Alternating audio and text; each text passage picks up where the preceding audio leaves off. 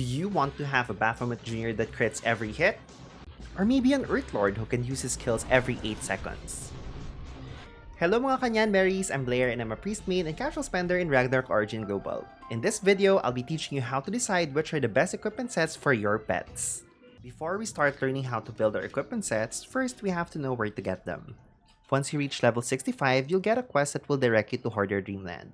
Another way is to just open events. Once you reach level 65, click on Horder Dreamland and run there automatically. Talk to the NPC and you'll be presented with the instances on the left side that you can enter. Each instance drops a different set and there's a schedule for each one, meaning if you're looking to farm only a specific set of equipment, make sure to keep track of the day that you'll be farming. It's also very important to take note that you'll get 3 tickets to enter per day, and you can only hold 10 tickets at a given time. If you feel like you really don't have the time to farm and you want to save your tickets, you can combine 2 pieces to have a 2-day ticket. This will give you double the rewards if you use it. Also, every Sunday, all instances are available, so if you have limited time to play, you can save your tickets until then. Now let's head on to building our equipment sets. I'll be breaking this down into 4 parts for discussion. Different types of pets, understanding what your pet can do, stats to get for each pet, and how to know that the stats are good. First, it's very important to note that there are 3 different clusters or types of pets in Ragnarok Origin. Supports and tanks, physical DPS, and magical DPS. The type of equipment that you'd want to farm, of course, needs to be in sync with your pet's class and also what your pets can do. Second is understanding what your pet can do.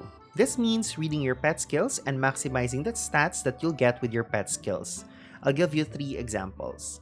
First is Candlemorn. Candlemorn is a support magic user pet. If you read her skill, it says here that her heal scales from 10% of her total HP. That means the higher your Candlemorn's HP is, the higher her heal will be. So you want to stack as much HP as possible on her from both the equipment and the stats. Second is Earthlord. Earthlord is a tank pet which makes your instance runs very easy. He pulls and taunts enemies towards his center. Since you don't want your tank to die while your team is trying to kill the enemies, you would also want to stack as much tankiness as possible. Third, and is probably one of the best pets especially in early game and solo content, is Baphomet Jr.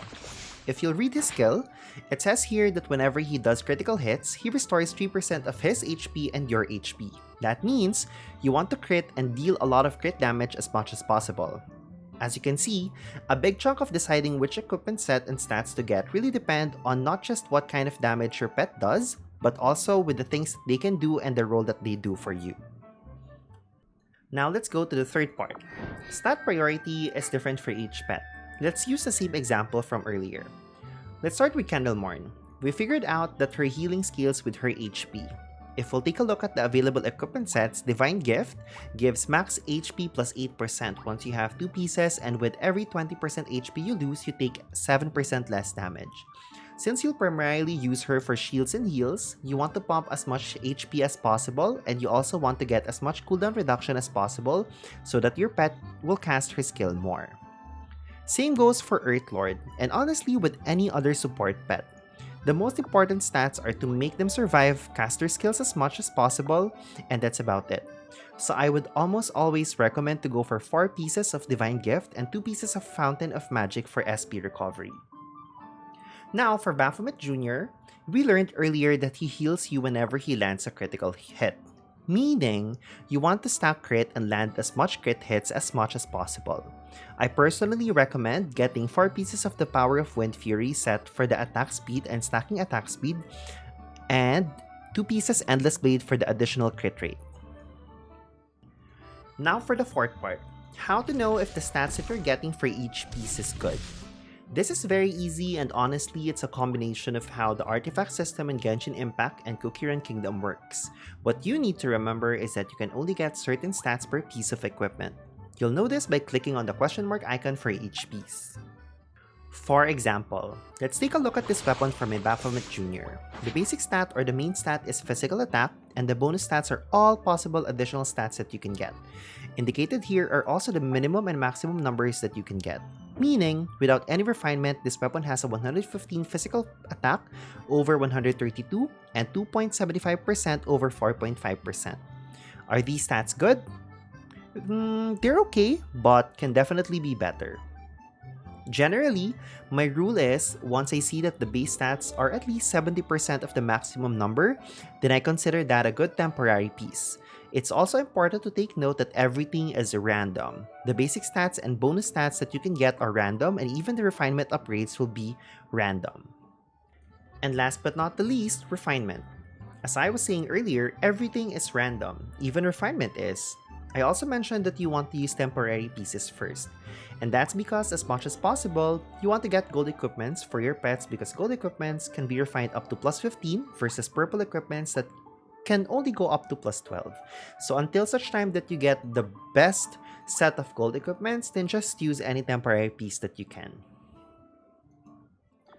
Now that we've learned all of that, and we've geared up my Baphomet Jr. to give him as much crit rate, crit damage, and physical damage, let's compare the difference between having no equipment versus the set that we selected.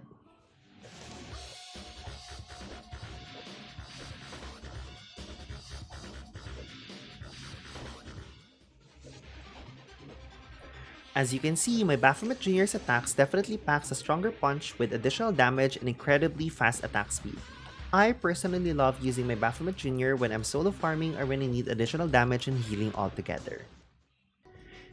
And that's it for this video! I hope I was able to teach you how to build your own pet equipment sets. If there are other topics about Ragnarok Origin that you want me to cover, or if you have any questions about pet equipments, do let me know in the comment section below.